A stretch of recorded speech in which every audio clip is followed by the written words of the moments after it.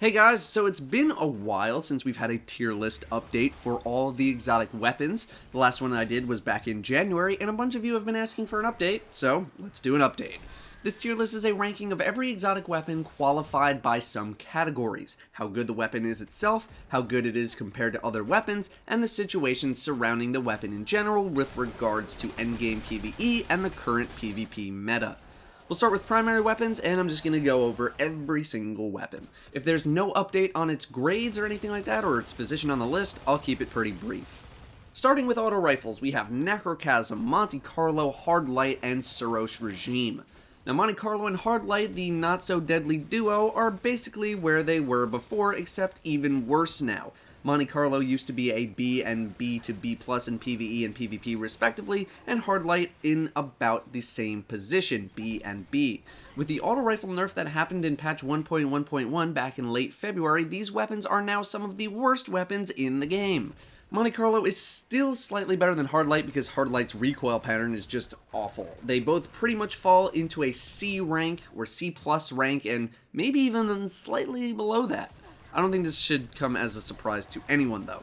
Necrochasm is also in the same boat. I don't care if Necrochasm is the best bullet hose if bullet hose auto rifles are complete garbage. Suros used to be at the top of the food chain and at the time was still terrorizing the Crucible while being pretty good in PvE. Its PvE rank was an A+, and its PvP rank was an S, and rightfully so. After the auto rifle nerf, Suros has fallen off the face of the planet. It is one of the slowest killing PvP weapons in the game, and I never see it used anymore in PvE. And I imagine a good chunk of you saw me express my frustration with the weapon after my review of it in its current state. With auto rifles being the way they are now, there's basically no reason to use an auto rifle in any facet of the game. Suros gets maybe a BB plus in both rankings. It's still absolutely one of the best auto rifles. It's still pretty decent as a support style weapon in PvP, playing the backlines and stuff, but it gets absolutely mauled otherwise versus good players or good hand cannon shots. For pulse rifles, we have Red Death and Bad Juju. Patch 1.1.1 gave pulses a buff, which they definitely needed, and Red Death especially has risen to the occasion in PvP. Red Death's previous rank was an A in PvE and a B plus in PvP. I'd say now it has gone up at least half a rank in both, a full rank in PvP. I don't know if I'm willing to put it into the S tier of PvP given the strengths of some other weapons which we'll go over, but arguments can definitely be made for S tier if you wanted to make them. If hand cannons weren't as strong as they are now, I think you'd see Red Death everywhere. Bad Juju had a B plus and a B minus in PvE and PvP respectively, and that's definitely getting a bump as well. Bad Juju, I think, is a very underrated PvP weapon and is only overshadowed by the fact that hand cannons are so incredibly strong right now. I really like playing with it on certain maps like Twilight Gap or stuff where you can find a lot of medium range engagements. It can get you some very quick supers and usually ends up netting you around 1 or 2 extra supers per match on average. Not to mention it has full auto, which is great for those fast rate of fire pulses. In PvE, it simply got a damage buff, and therefore that increases its value. If we were still in the dark below, I might even give this an A+, because of the insane synergy it has with Voidwalker Warlock with Obsidian Mind. However, with House of Wolves, I don't think it has seen much play in PvE lately. Scout rifles, we have the MIDA multi-tool. Previously, the MIDA was ranked an A in PvE and an A in PvP, and I don't think this really changes. It hasn't received any buffs or nerfs, nor have scout rifles in quite a long time. The only thing that's changed is the atmosphere around MIDA, which in turn makes it better or worse. I might give it a slight downgrade because of the current meta in PvP, and a slight downgrade because of Prison of Elders, but otherwise it's pretty untouched. Hand cannons, we have Hawkmoon, Thorn, and Last Word. Thorn I had as an A plus in PvE and an A plus in PvP, mainly because back when I did this list, Thorn was still kind of rising to power, although plenty of people will totally argue that it deserved the S rank, and in retrospect, it totally did. Right now, it is absolutely an S tier weapon in PvP, there is no question. Most people argue that it's the best weapon in the game for PvP, and a lot of statistics would tell you that it is. In PvE, I was a little too generous in my evaluation. Thorn I think is an A at best if I was being very generous, which I am. There's no way I would use Thorn over Hawkmoon or Fatebringer right now. If I wanted to use an exotic primary, it would be a top quality exotic for PvE, and I don't think Thorn is one of those. The Last Word, also undoubtedly one of the best PvP weapons in the game right now. This was previously an S tier weapon in PvP, and it will remain an S tier weapon in PvP. In PvE, I gave it a B+, and that was being a little generous. I'd probably knock it down to a B in retrospect, but otherwise not much has changed.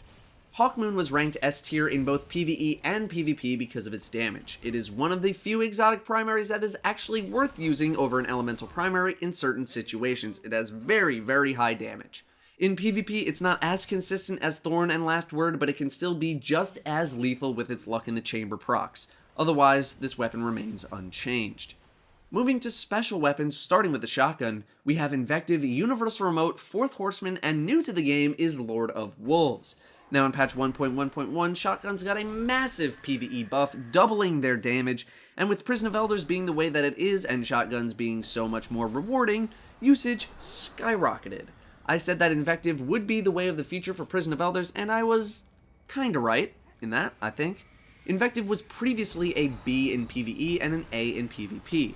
We're definitely going to bump up that B rating to at least an A, possibly an A+.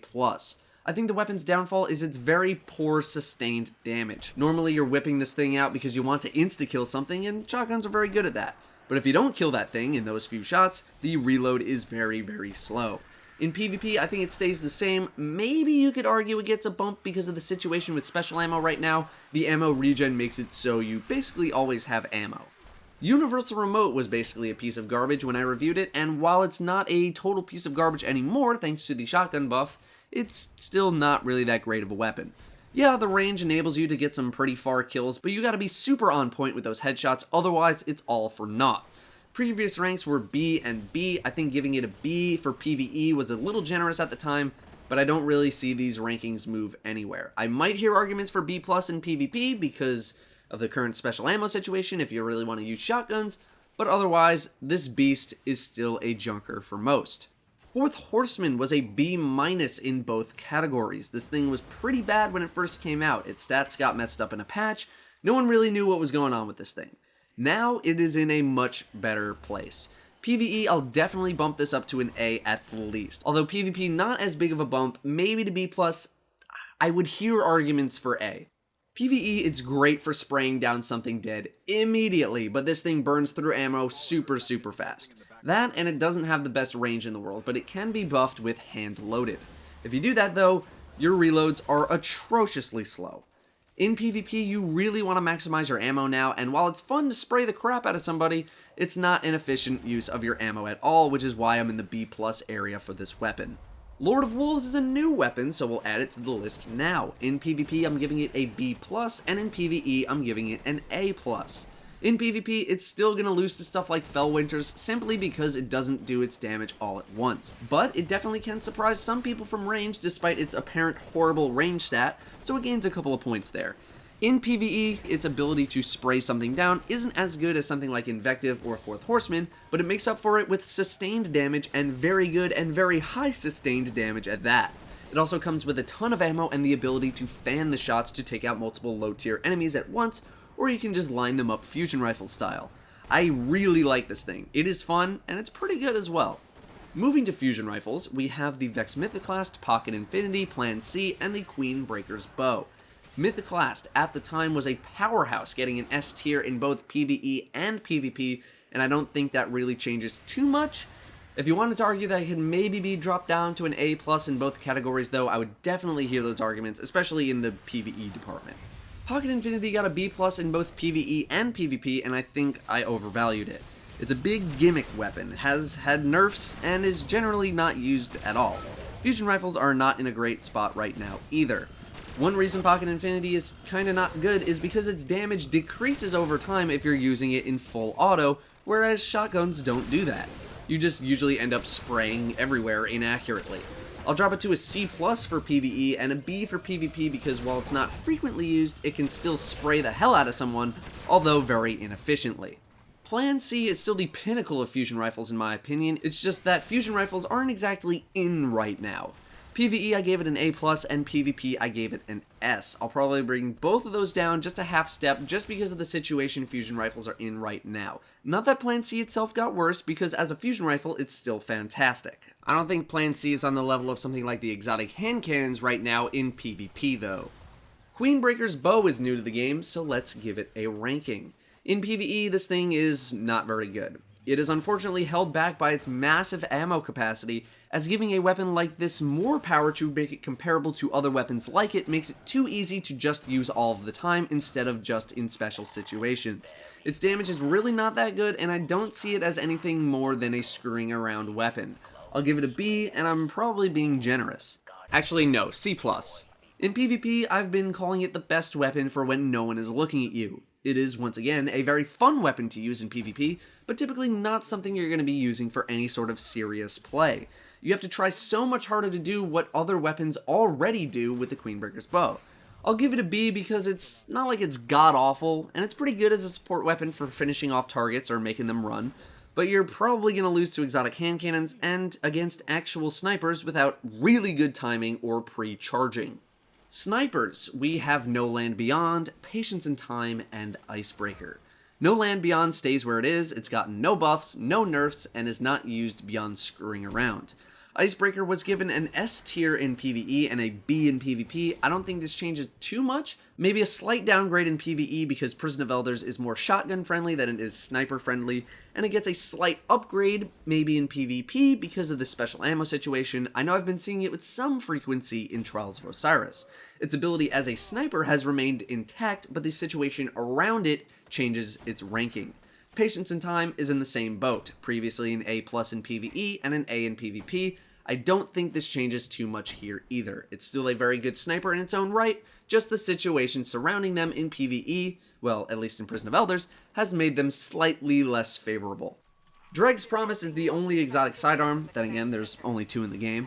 It basically suffers from the same problem that Vestian Dynasty does, it's just not very appealing in PvE. It's a burst weapon, so you're only getting 6 bursts per reload. It can crank out some damage if the conditions are right, but it's still not something I plan on using. It's just not that great. B at best, same issues in PvP as well. Moving to the heavy weapons, not much here has changed with any of the heavy weapons. Gjallarhorn is still S tier for both PvE and PvP.